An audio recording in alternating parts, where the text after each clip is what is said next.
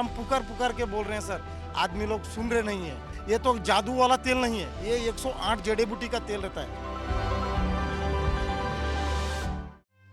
देश के 14वें प्रधानमंत्री डॉक्टर मनमोहन सिंह का 92 साल की उम्र में निधन हो गया। उन्होंने 26 दिसंबर की देर रात 9:51 पर दिल्ली एम्स में आखिरी सांस ली।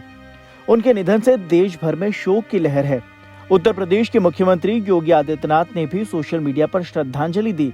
उन्होंने लिखा कि पूर्व प्रधानमंत्री एवं प्रख्यात अर्थशास्त्री डॉक्टर मनमोहन सिंह जी का निधन अत्यंत दुखद एवं भारतीय राजनीति की अपूर्णीय क्षति है। वित्त मंत्री और प्रधानमंत्री के रूप में उन्होंने देश की शासन व्यवस्था में महत्वपूर्ण भूमिका का निर्वहन किया। उन्हें विनम्र श्रद्धांजलि। आखिरी में सीएम योगी ने लिखा, प्रभु श्री राम। इसके साथ ही प्रधानमंत्री नरेंद्र मोदी ने शोक व्यक्त करते हुए एक्स पर लिखा, डॉक्टर मनमोहन सिंह जी ने हमारी आर्थिक नीति पर अपनी गहरी छाप छोड़ी। संसद के अंदर उनका योगदान बहुत ही महत्वपूर्ण है। वहीं राहुल गांधी ने लिखा कि उन्होंने अपना मार्गदर्शक और गुरु खो दिया है। और नेताओं ने क्या कहा वो भी सुनाते हैं।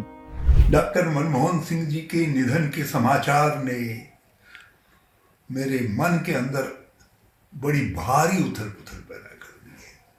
भारत ने और भारत माँ ने अपने योग्यतम पुत्र को खो दिया है, महान राष्ट्रभक्त को खो दिया है। ऐसे व्यक्ति को खो दिया है जो अपनी सादगी के साथ निर्णय लेने की दृढ़ता के लिए हमेशा याद किए जाएंगे, जिनकी बुद्धिमत्ता ने भारत को एक बड़ी आर्थिक शक्ति बनने के रास्ते पर डाला। जब वो वित्त मंत्री थे उस समय भी जो निर्णय उन्होंने लिए, वो निर्णय एक साहसिक वित्त मंत्री ही ले सकता था और साहसिक प्रधानमंत्री के सानिध्य में ले सकता था। और वो निर्णय डॉक्टर मनमोहन सिंह जी ने लिए और देश जब बर्बादी के कगार पर था आर्थिक रूप से, उससे बाहर निकल करके आया और आगे के रास्ते बने। जब वो प्रधानमंत्री बने तो उन्होंने आर्थिक रूप से भारत को दृढ़ बनाने की अपनी नीतियों को तो क्रियान्वित किया ही किया,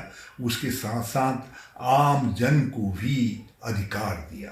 सार्वजनिक जीवन में स्वच्छता की बात जो करते हैं, उनके कार्यकाल में RTI, उनके कालखंड में ये मनी लॉन्ड्रिंग के खिलाफ जो कानून है, सख्त कानून, वो उनकी देन है, उनकी सरकार की देन है। डॉक्टर मनमोहन सिंह जी ने कई अधिकारों से, लगभग आधा दर्जन अधिकारों को देख करके जनता को, सामान्य जन को अधिकारित किया, जिसमें सूचना के अधिकार के साथ साथ काम का अधिकार, शिक्षा का अधिकार, चिकित्सा का अधिकार, वन अधिकार, भोजन का अधिकार। मैं किन किन अधिकारों का जिक्र करूं। उन्होंने जन अधिकारिता को अपनी सरकार का मिशन बनाने का काम किया।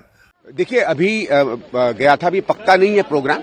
उनकी एक बिटिया हैं जो बाहर से आ रही हैं, शायद वो दोपहर या शाम तक आएंगी और उसके बाद ही तय करेंगे। हो सकता है, मैं कंफर्म नहीं कर सकता, तो हो सकता है अंतिम राइट्स जो हैं वो कल हों, लेकिन अभी अंदर थोड़ा सा इंतजाम चल रहा है। शायद क्योंकि बरसात के कारण थोड़ा डिले हो गया है, हो सकता है 9-10 बजे तक के बाद जो है पब्लिक के दर्शन के लिए अंदर परमिशन दें। सर, जब भी डॉक्टर साहब का नाम आता है तो भारतीय अर्थव्यवस्था का जिक्र साथ साथ चलता है। आपके क्या निजी अनुभव हैं डॉक्टर साहब को लेकर और भारतीय अर्थव्यवस्था में? देखिए, वो तो रहे हैं, लेकिन मैं इस समय निजी अनुभव ज्यादा जरूरी होता है। मेरे पिताजी ने इनके साथ काम किया था। ये अंकटाड और जो आज आप WTA कहते हैं, इसकी जब सबसे प्राथमिक बातचीत होती थी अर्जेंटीना में, विदेशों में, तो मेरे पिताजी उस समय कॉमर्स मिनिस्ट्री में थे और बहुत इनका साथ रहा डॉक्टर मनमोहन सिंह जी का। इनका कई जगह साथ गए, तो हम लोग तो छोटे से इनका नाम सुनते थे एक अर्थशास्त्री के रूप में।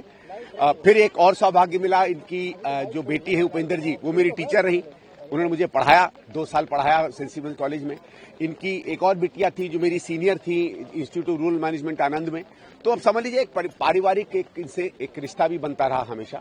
जब प्रधानमंत्री जब फाइनेंस मिनिस्टर बने तब तो हमने देखा ही उन्होंने क्या कीर्तिमान स्थापित किए, और प्रधानमंत्री के रूप में बड़ा संतोष हुआ कि उनके अंदर में सांसद रहे और उनके साथ काम किया और कई ओकेजन्स पर मिलते मिलाते भी रहे।